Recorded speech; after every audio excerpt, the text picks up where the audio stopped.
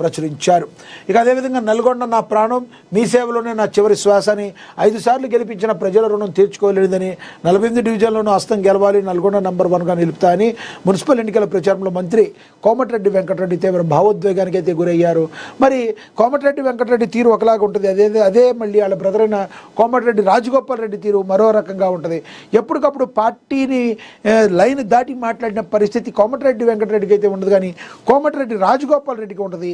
మరి రానున్న రోజుల్లో మరి ఈ కోమటిరెడ్డి బ్రదర్స్ యొక్క పర్ఫార్మెన్స్ ఏ విధంగా ఉంటుంది అనేది మరి కొంతకాలంలో మనకు తెలుస్తుంది. ఇప్పటికైతే నల్గొండ నా ఇల్లు, ఇక్కడే ప్రజలు, నా కుటుంబం 5 సార్లు నన్ను ఎమ్మెల్యేగా గెలిపించి గుండెల్లో పెట్టుకున్నా మీ రుణం తీర్చుకోలేనిది, నా చివరి శ్వాస వరకు పేద ప్రజల సంక్షేమం కోసమే పనిచేస్తానని అన్ని రాష్ట్ర రోడ్లు భవనాల శాఖ మంత్రి కోమటిరెడ్డి వెంకటరెడ్డి భావోద్వేగానికి అయితే గురయ్యారు. మరి ప్రతి విద్యార్థులు నా కొడుకును చూసుకుంటారని మీరందరూ కూడా నన్ను గెలిపించాలి మరొకసారి మున్సిపల్ ఎన్నికల్లో అభ్యర్థిస్తున్నారు. దీన్ని కూడా మనం చూసాం.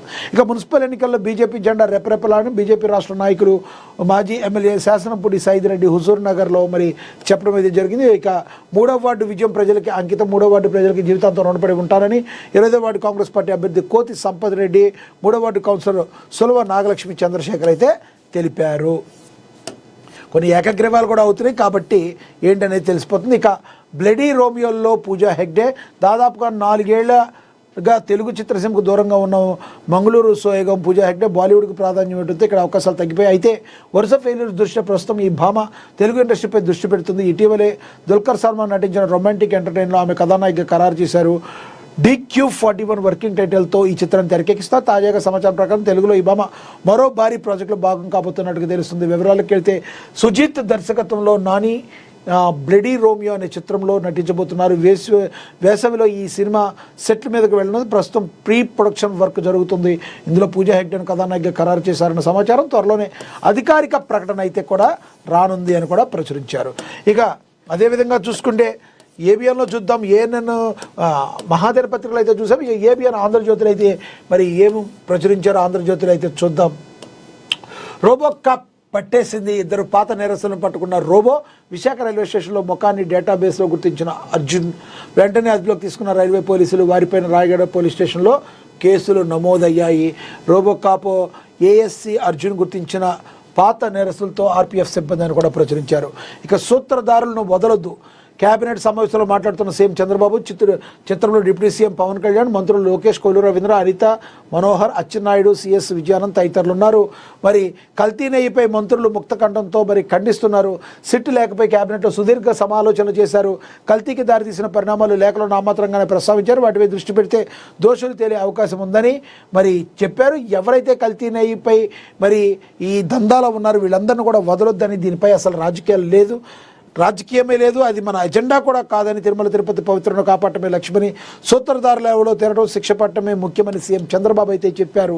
వైవీని వదిలేస్తారా, సంతకం సుబ్బారెడ్డిది, శిక్ష సింగల్కు అని చెప్పి కూడా ఒక బ్లర్ చేసుకుంటూ మరి ఇంకోటి కూడా రాశారు. అయితే ఎజెండాను మార్చేసిన ఆంధ్రజ్యోతి రాష్ట్ర మంత్రిమండలి ఎజెండాను ఆంధ్రజ్యోతి కథనం మార్చేసింది.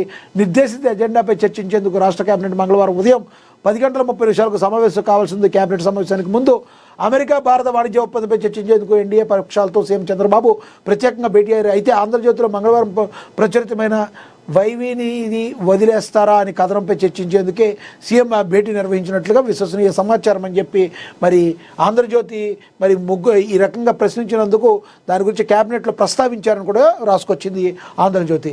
ఇక అతిపెద్ద ప్రకృతి వ్యవసాయ క్షేత్రంగా ఏపీ మరి వచ్చే 5 ఏళ్లలో 50 లక్షల ఎకరాల్లో సాగు లక్ష్యం. త్వరలోనే రాష్ట్రమంతా శిక్షణా తరగతులు. ఏలూరు జిల్లాలో 500 ఎకరాల్లో కోకో సిటీ, లంబసింగిలో కుంకుమ పువ్వు సాగుకు ప్రణాళికలు ఇందాక మనం చూసాం. మరి ఏఎన్ఎన్ మహాపత్రికలో కూడా దాన్ని మనం చూసాం. ఇక అడుగు దూరంలో చైనాతో యుద్ధం ఏం చేయాలని అడిగితే మీకే తోచింది చేయమని పైనుంచి ఆదేశాలు. మరి అప్రచురిత ఆత్మకథలో మాజీ ఆర్మీ చీఫ్ నరవణే తెలిపారని కూడా ప్రచురించారు. ఇక మళ్ళీ చైనా రచ్చ, 8 మంది ఎంపీల సస్పెన్షన్. మరి చైనా దురాక్రమణపై మాట్లాడేందుకు మరోసారి ప్రయత్నించిన రాహుల్ గాంధీ, మనకు తెలుసు రాహుల్ గాంధీ ఏ రకంగా అయితే 4 యుద్ధ ట్యాంకర్లు భారత భూభాగంలోకి వచ్చాయన్నారు. దాని గురించి మాట్లాడినందుకు మరి కేంద్ర మంత్రి రక్షణ శాఖ మంత్రి రాజ్నాథ్ సింగ్ అయితే మరి తీవ్రంగా ఇది ఖండించడం జరిగింది. కానీ మరొకసారి మరి నరవణే ఏదైతే చెప్పారో దాని గురించి మాట్లాడటం జరిగింది. ఇక నరవణే ఆత్మకథా గ్రంథంలో అంశాలపై ప్రభుత్వం అతిగా స్పందించిందని కాంగ్రెస్ నేత శశి థరూర్ విమర్శించారు. ఈ గ్రంథాలలోని అంశాలను లోక్సభలో కాంగ్రెస్ నేత రాహుల్ గాంధీ ప్రస్తావించినప్పుడు అడ్డుకోకుండా చర్చను అంగీకరిస్తే బాగుండేదని అయితే చెప్పుకొచ్చారని కూడా దీనిలో ప్రచురించారు. ఇక దాడి, కిడ్నాప్, అధిక ఫీజులపై ధర్నాకు వెళుతున్న వారిపై ఎంబీయూ బౌన్సర్ల దాడి, 2 కిడ్నాప్ అని గంటలోనే ఛేదించిన తిరుపతి జిల్లా పోలీసులను కూడా ప్రచురించారు.